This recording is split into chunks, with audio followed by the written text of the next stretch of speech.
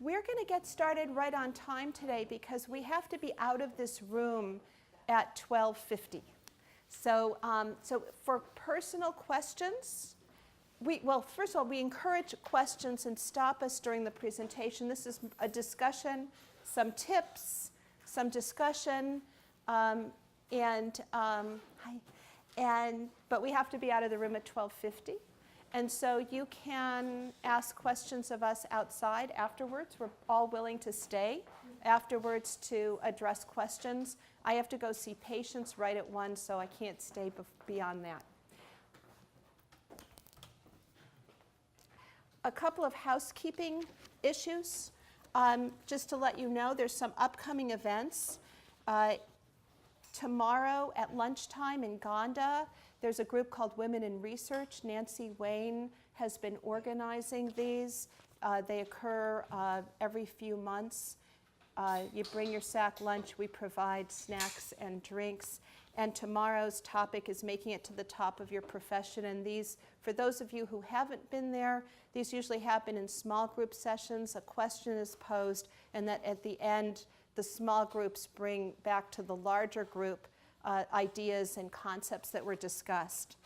There has been a request to try to form a group of clinician scientists, so people who have one foot in the clinic and the other foot in the laboratory and are trying to figure out how to make that all work.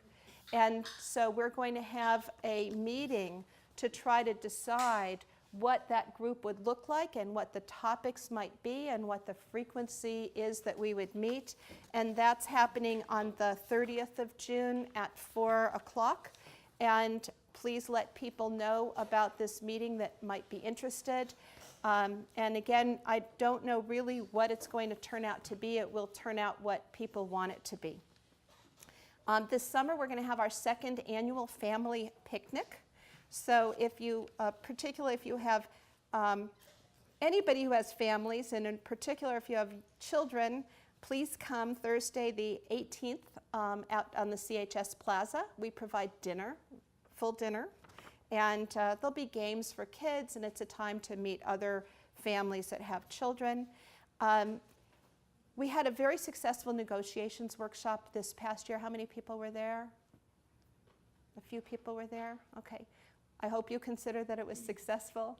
We're going to have another negotiations workshop this year. It'll also be headed by Carol Mangione. It'll be in October. It will be sort of another 4-hour session from 4 to 8. But in addition, we're adding another 4-hour session, which is on leadership development.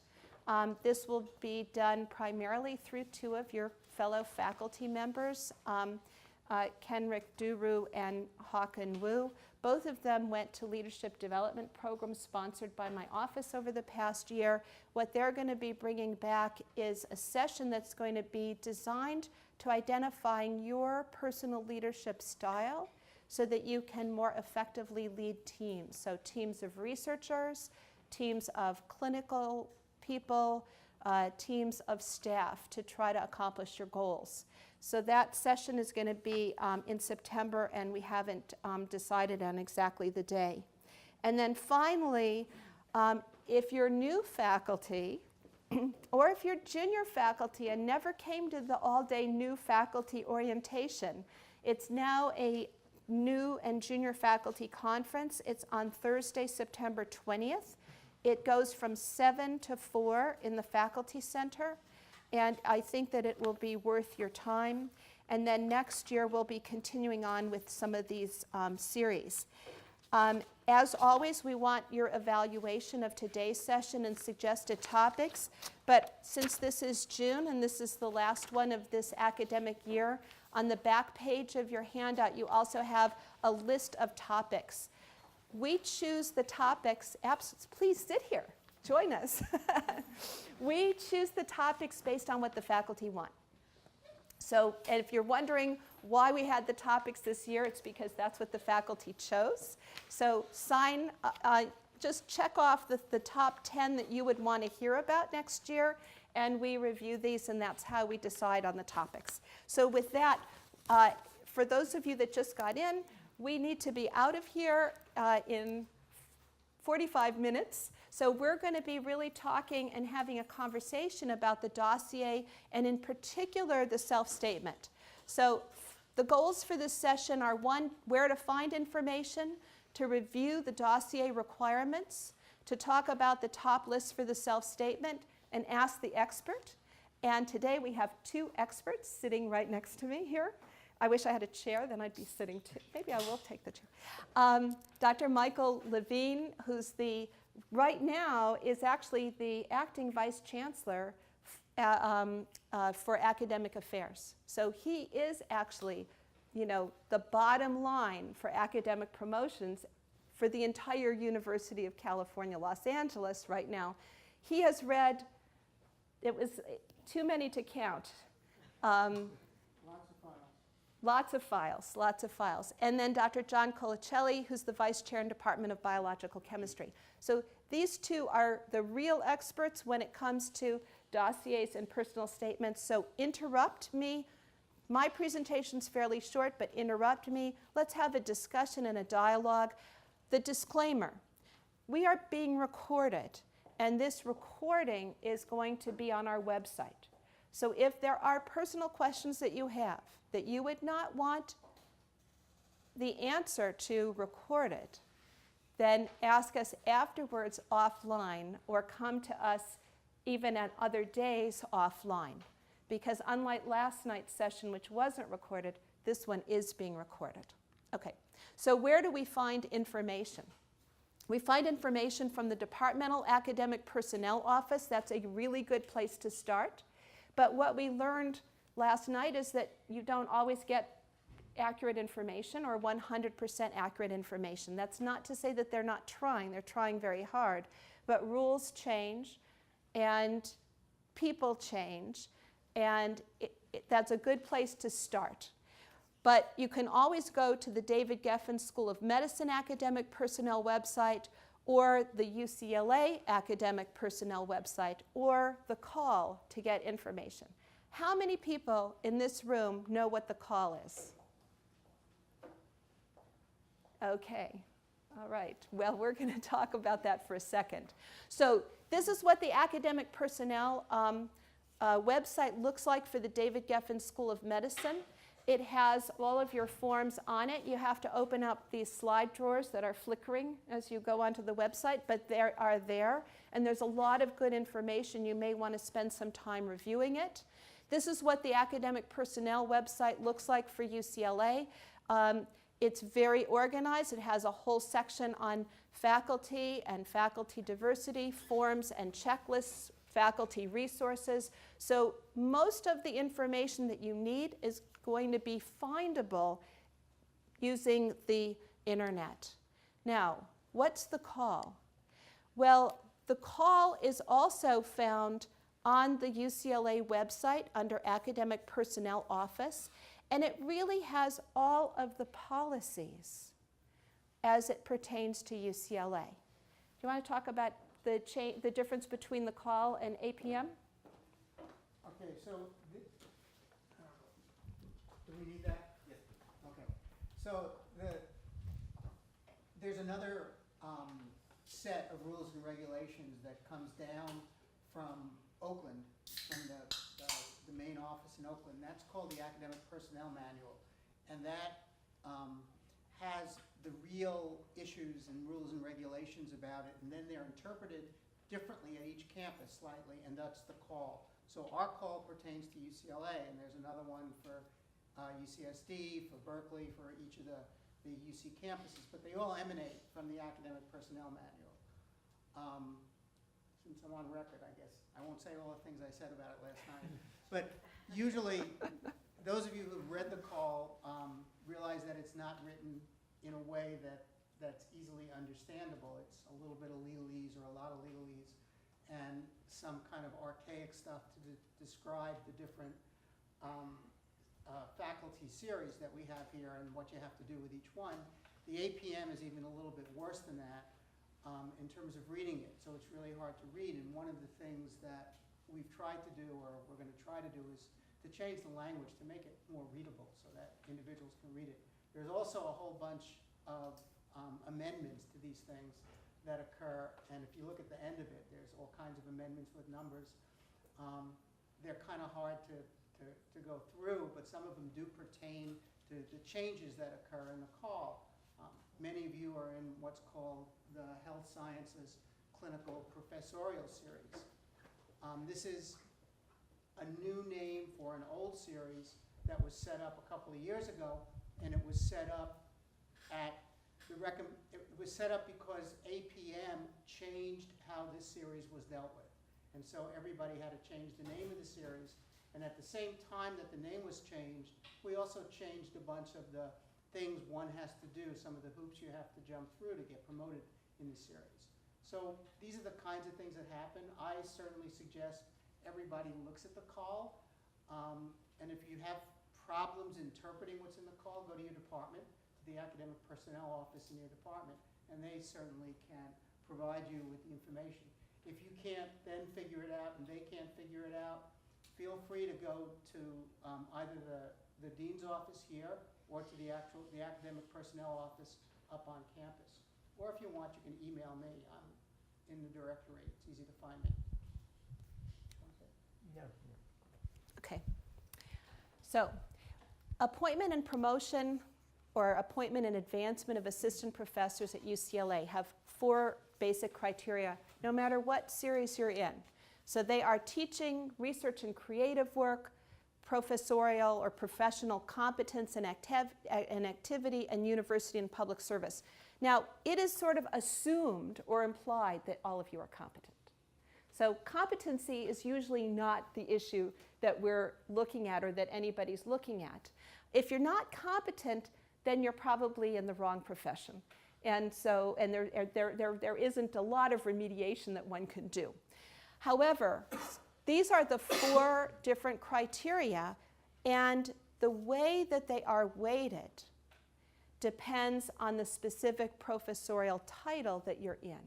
So for example, if you're in a research series, of any research series, or if you're in residence, or if you're an FTE or full professor, then the weight is going to be on research work and teaching to a lesser extent, but you need to have both.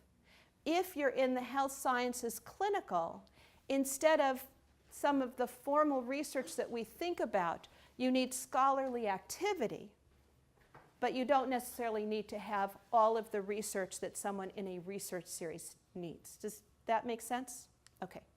So I'm just going to run through this list because there's going to be much to discuss in a moment.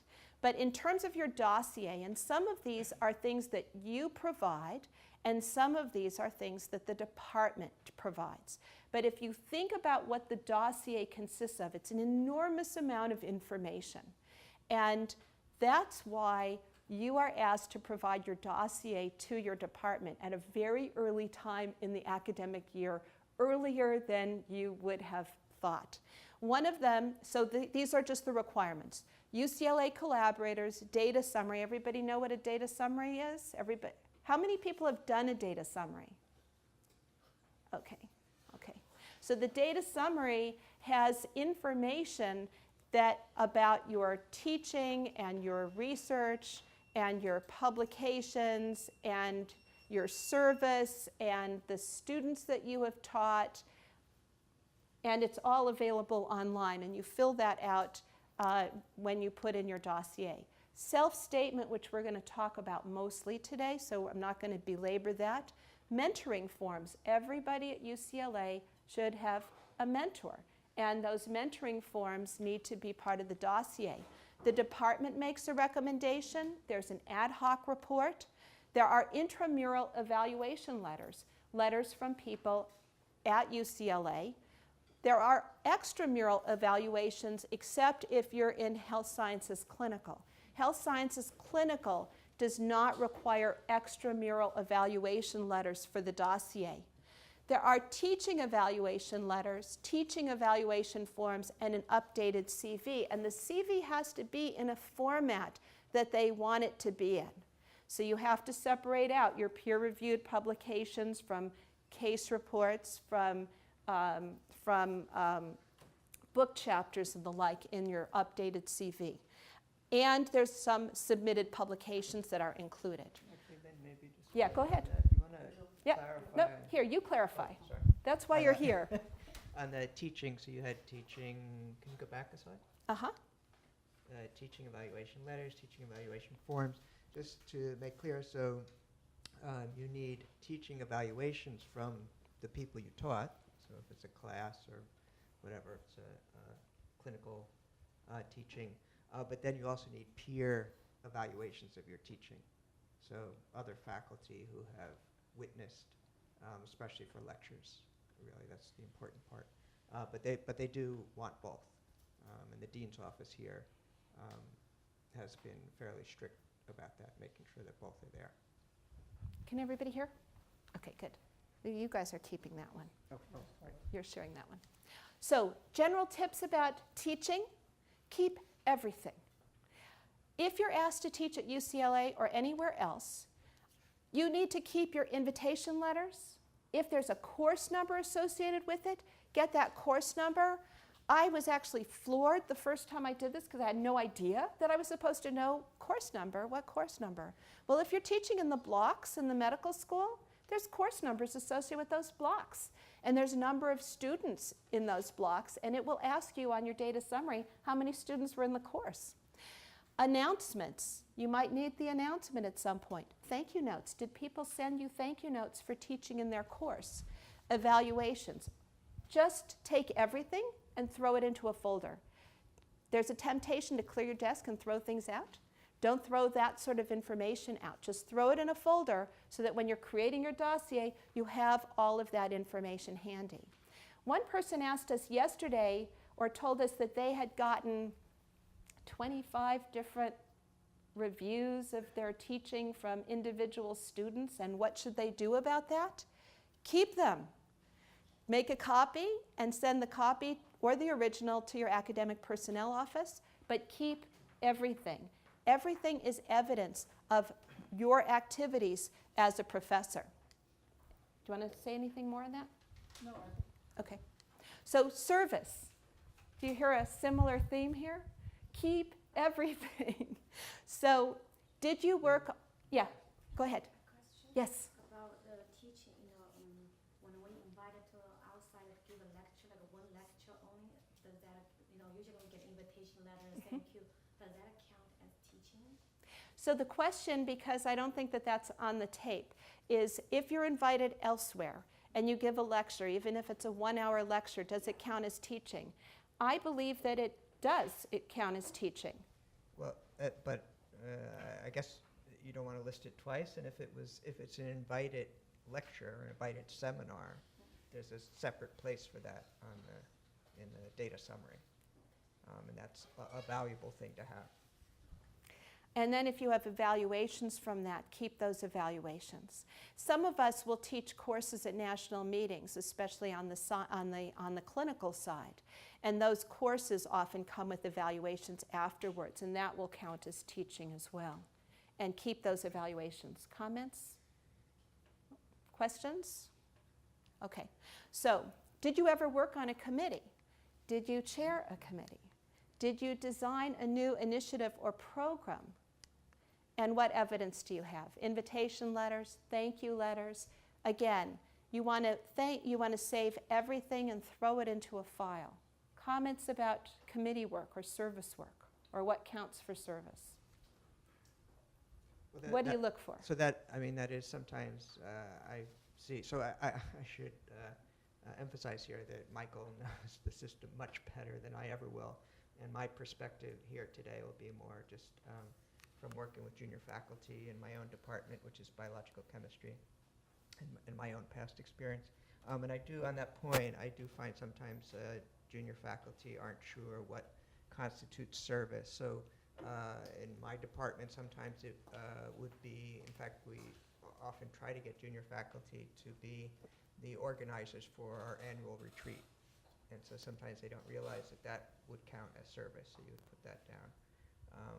So if you have any questions, be creative, but you can always check with somebody for something that counts as service to the department or to the medical school, and outside service as well. Questions? Micheal? you want to talk about, oh, I yes. just have one brief one. It's, a lot of times these are done by email. Is it okay to save emails? I mean, Absolutely. legit. Okay. Print them out though, because what happens to me periodically, depending upon where I am, is I try to save them and I do okay for a while, and then sometimes it's hard to find them. So for the purposes of the dossier, even though I don't like a lot of paper, I would print those out and stick them in the file. Do you want to, there was a question yesterday where the department took out, so I would love for you to comment on that. So many of you have different affiliations. Some of you are, most of you are probably affiliated with the hospital here, but some of you might be affiliated with some of the other hospitals, Cedars or the VA system or places like that. So where you do service shouldn't really matter. It's service that you do to the greater community, for the university, for your department. It all falls under service. So if you're out there, if you're on VA committees, you should put them down. Even if you're on committees, if you give lectures at your kids' schools, put them down. Those are things that you're doing out there in the community. If you judge a science fair or you're out there, put it down. It's something that you're doing. Don't make the mistake of neglecting to put things onto your CV and into the data summary sheet. No one's going to come after you because you're writing down too many committees or too many different things that you do. The other thing is you're all assistant professors. So my suggestion to assistant professors for services, you don't have to do a lot of service. You just have to do some. You don't want to go on 10,000 committees because it's going to drain your time. In fact, you don't even want to go on the really big time committees in your department that are going to take a lot of time. You want to stay in the committees that meet once a month for 2 hours, stuff like that. So you have something to put down on your CV and in your data summary sheet. But you're really going to be judged more if you're in the health science clinical series, more on your clinical and teaching work and your creative academic activity. If you're in the in-residence series or the regular series, you're going to be judged on your research program, how many publications you have, whether or not you've gotten grants, whether or not you've set up an independent research program. Those are the issues, and depending upon what series you're in, that's how you're going to have to orient what you're doing. And what do you consider an independent research program? What do you mean by that? Like, you established your own lab, got your own funding, with no assistance from anyone else, pretty much? Well, an independent research program is a program that recognizes that you are head of it. And it is a program that you are the primary person doing it. Doesn't mean you haven't had help from other people or that you're not working with other people, but it recognizes that these contributions are primarily yours. So all of you who are in research start out the same way. You have a mentor. You have somebody you're working with. Ultimately, you have to cut the apron strings and break off and begin to set up what's your own independent program. And this is often one of the hardest things to do now because so much of research is multi-investigator research. And depending upon the kind of research you're doing, most of the manuscripts or things you publish have 5, 6, or even 20 authors. And so if you're not first or last in the sequence of authors, nobody knows what you've done. So one of the things that I always suggest is that when you're submitting your material for review, on the data summary sheet where you put your bibliography, if you have lots of multi-author papers and not a lot of first or last author papers, indicate for each manuscript, for each paper, what your contribution has been. So that it's really clear, because the people outside don't know what you did. People reviewing you here at UCLA, for the most part, don't know exactly what you've done.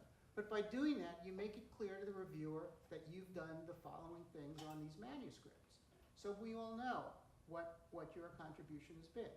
But to demonstrate that you have an independent research program, the typical indices that are used are publications, that you're either first or last author on the publications, and that you have somehow funded the program. The gold standard for funding is an NIH R01 or an NIH R something, but today Anywhere you can generate money that's yours is fine, because it's hard to get NIH money now. It's getting harder and harder, and so everybody cannot be expected to get it. But you can't do research without funding. It's kind of a catch-22. Nowhere in the call, if you read the call or APM, does it say you have to have a grant. But on the other hand, you can't do creative academic activity if you're in residence or regular series unless you have funding for it or someone provides you with money. So, you know, it's an unsaid thing, so that's why everybody looks at it. But the real issue are neither of those. It's that there is a program of research that is yours, that the outside world will recognize as yours. Because when you go from assistant to associate professor in residence or regular series, you're going to have to get letters, extramural letters, from people who you don't personally know for the most part. And they have to judge what you've done. And so they have to look at this body of stuff that you've put together. And so that's the real judge of it. I don't know if I've been real clear to you about it. Is the same letter request made from associate to full professor too? Well, typically, as an associate professor, you've already made the crucial jump from assistant to associate, and so you have some program that's recognized as yours. To go to full professor, the unsaid criteria is that you've got more recognition from outside, that you've done stuff, and that you have to continue along publishing and generating funding for your research in the regular series. If, perchance, after you get to be an associate professor, you stop publishing your stuff, you're never going to make full professor, at least not in the regular series. You can do it in another series, and sometimes it happens that individuals have to change their series, especially in the medical school, especially if you have a lot of clinical responsibility, you don't have the time to do research. And so that does happen. People will come down from the in-residence or the regular series into the health science series or into what's called the clinical X series, which is a master teacher clinician, but someone who's not doing that much research. Other questions? Okay. Let's talk about 5 significant publications for a second. And remember that this is primarily for the ladder in residence, the adjunct who are doing research, and research appointees. So this includes all of those types of academic appointees. The 5 significant publications are the ones that you consider to be the most significant. If you are the 25th author out of 50, being exaggerating, in a Cell paper, and you didn't do much for it, but the impact factor was wow, that may not be your most significant publication, even though it was in a great journal, because your contribution to that publication was, while it was there, you're there as an author, may not have been as great as another paper that might have been in a lower impact journal, but really was your work. So you choose which 5 publications you want to highlight or put a spotlight on that are your most significant. You want them to demonstrate creativity, and you want them to demonstrate that this is yours, that you have been the primary driver for this work. And you have the opportunity in a separate document, you put the citation, and you want to say what your role was in this work. And especially if you choose one of the 5 significants, again, where you're a middle author, you've got to tell them why this is a significant publication of yours and what your role was in that publication. And then you give them copies. Comments? Let's just say, yeah, so our dean's office now, it's only a couple years ago, they decided that for those 5 significant publications, you're required to state what your role is. So even if it's just a student in your lab and you, they want to see for each of those 5 significant publications what your contribution was. But that gives the opportunity, right? If there's many authors and you're not first or last, it gives you the opportunity to explain that. And yeah, I think if Micheal already made it clear that you don't have to be first or last as long as you had a very significant contribution, and that overall you've made it clear that you have an independent program. So we're going to spend the next 20 minutes talking about the self-statement and finishing up with the self-statement. And the reason for that is that You will find information about the self-statement on the web, but not much. Not much. So what's the self-statement? It's a self-assessment of your achievements in teaching, in research, and in service. And most importantly, and Micheal would say 4 pages, 3 to 4 pages is the goal. This is not a dissertation. This is a spotlight on how you have progressed during your time here at UCLA as a professor. So it's got to be informative, and it's really your opportunity to tell your story. And what you want to try to do is create a story that shows that you have a program. You haven't dabbled in A and dabbled in B and dabbled in C, but you have a program and a direction. That's not to say that you might not have publications in other areas, but that you do have sort of a forward trajectory in an area that you're making your own. Comments? Okay, so I've read lots and lots of personal statements, and they vary considerably from individual to individual. So the first thing I say is keep them short. Don't think longer is better. Longer is not better. Actually, shorter and more concise, but explaining everything is better. The second thing is just a thing that you need to keep in back of your mind when you do this. You want to have it, you want margins on the paper. You want to use no smaller than 12-point type. You don't want to make it difficult for people to read. You want to put a line, an empty line between paragraphs and things like that. You want not to use jargon. Don't use abbreviations or acronyms or anything like that, because the people reading it, they're not going to sit there to, oh, what did that mean? And go back, traipsing through your file to find out what that particular set of abbreviations was.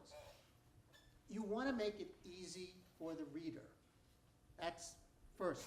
Second, you want to describe what you do in English so that somebody else can understand it who is not in your field. And you want to, that's really important, because the people who are going to review these self-statements, once you get past your department, are not going to be in your field for the most part. You could have someone in English reviewing what you're talking about. So you have to make it understandable. That's not that easy. And so what I say is have somebody else read it, have your partner, spouse, or whatever read it. If you have older kids, have your older kid read it.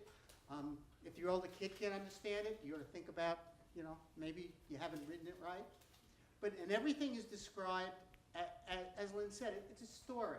It's the story of what you've been doing and where you intended to go and why it's important. Those are probably the 3 most important things to get out of a self-statement.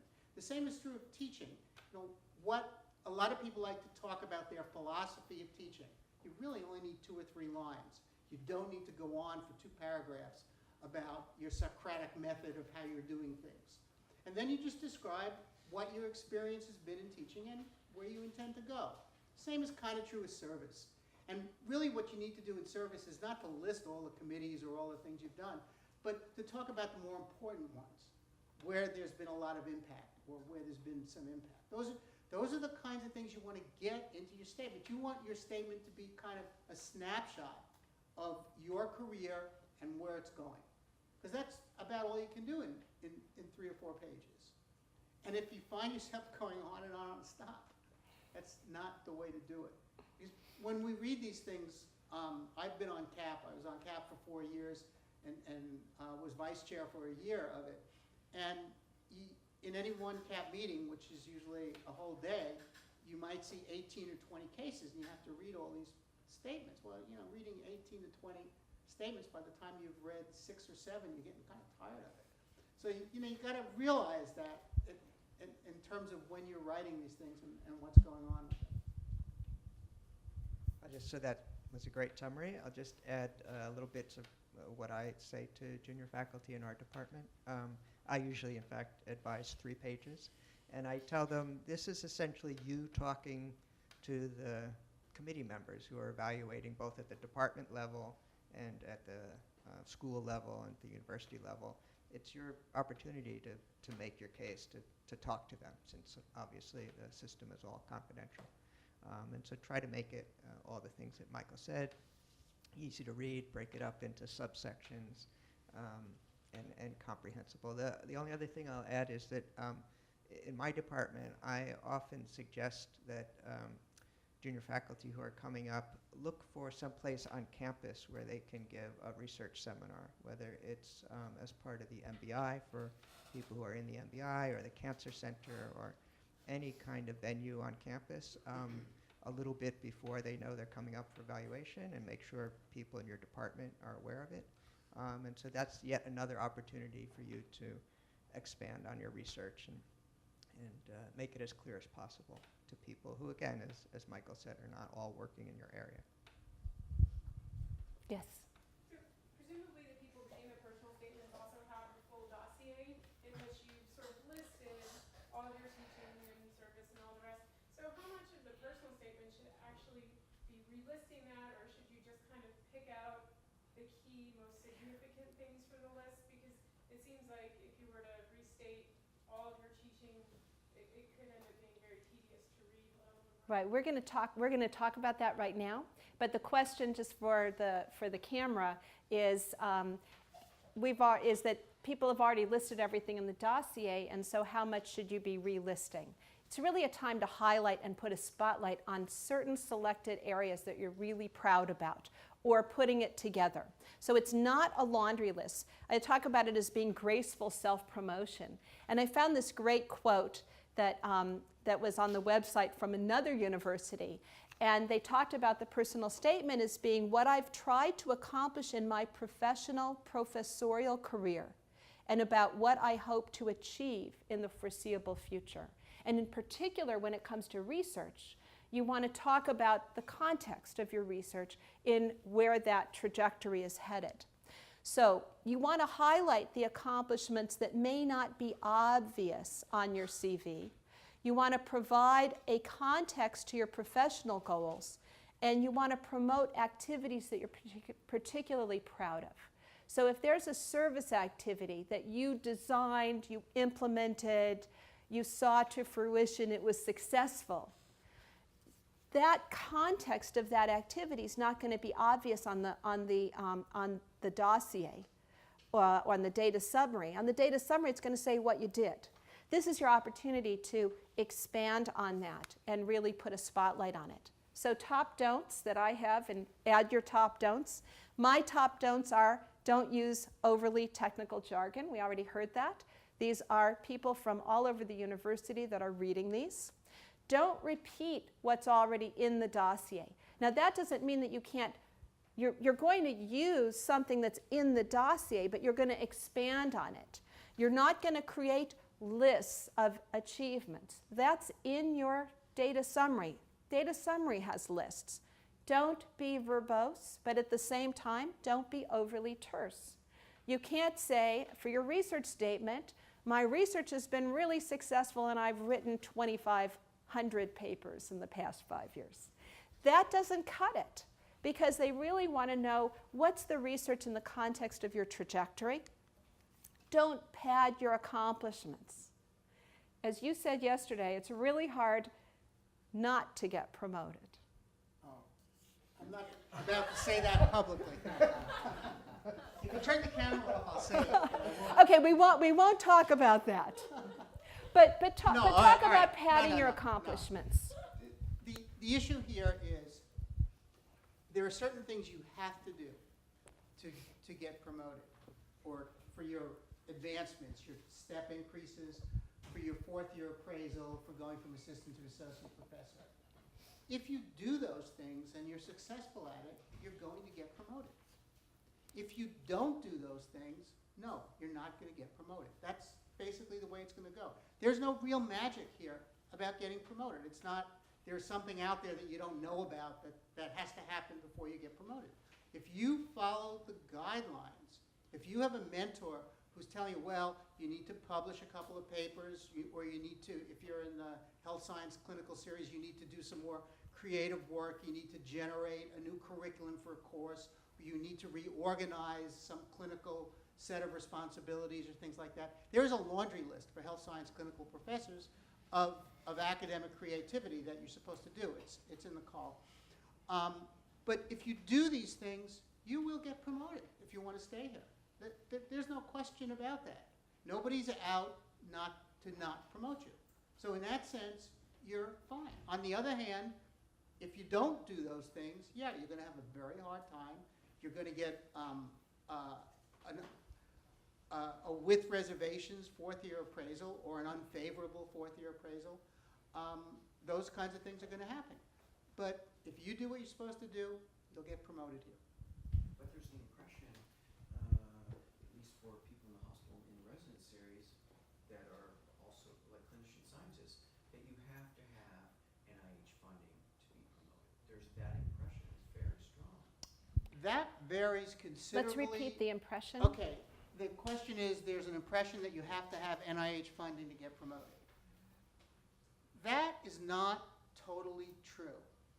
You have to have what I said, a research program that's recognized as yours. Now, whatever kind of funding it takes to get that program going, if it doesn't happen to be government funding, if you can get foundations to fund your research, or you can get private industry to fund your research, yeah, people will snub their noses at you a little bit, but on the other hand, it's money, and it runs your research program. So the bottom line is you're publishing stuff, people out there know what you're doing, they respect what you're doing. Where the money comes from is not that crucial. And in the future, given what's going on in the federal government and the general economy that we're dealing with now, not everybody's going to get NIH funding. It's just not there. The same way not everybody who gets a Ph.D. or an M.D. is going to go into academic medicine or academic research. It's not the way it was, and it's not the way it used to be. There are all kinds of alternatives out there, and the same is true of funding. You can be a co-PI on a grant. You could be a co-investigator on a grant. It's not looked at as well. You might have more problems getting promoted, but in all probability, if you're publishing and people outside recognize that you have a research program, you'll get promoted. Okay, last of the top don'ts, and then we're going to talk about the top do's for the different portions. So the last of the top don'ts is don't talk about the 10 papers that you have on your desk that you haven't submitted, that you are preparing, quote unquote preparing, in preparation. I think that that's a turnoff, and it potentially puts you at risk, because if your dossier goes round and round, then they're going to want to know what happened to those top 10 papers that are in preparation, and are they now in print, or have they been in press, or are they now in press? If you have papers that are in press, put them in. They've already been accepted. But don't make this whole list trying to pad your accomplishments, saying about all of the things that are on your desk, because we all know what happens to all of the things that are on our desk. Fair? Okay. Let's talk about the do's. We're going to do teaching, service, and research, and then, so with teaching, we already talked about this. You really want to talk about your overall plan for teaching as a part of your career goals.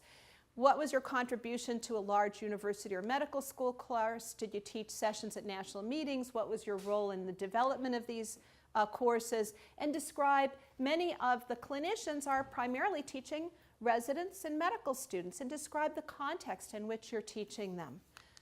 And finally, if you've received teaching or mentorship awards, this is a good place to put a spotlight on them, because that is going to be in your data summary, but you want to highlight things that you're particularly proud of. Okay, top do's for research is to use the statement as an opportunity to discuss the research in the context of a programmatic effort.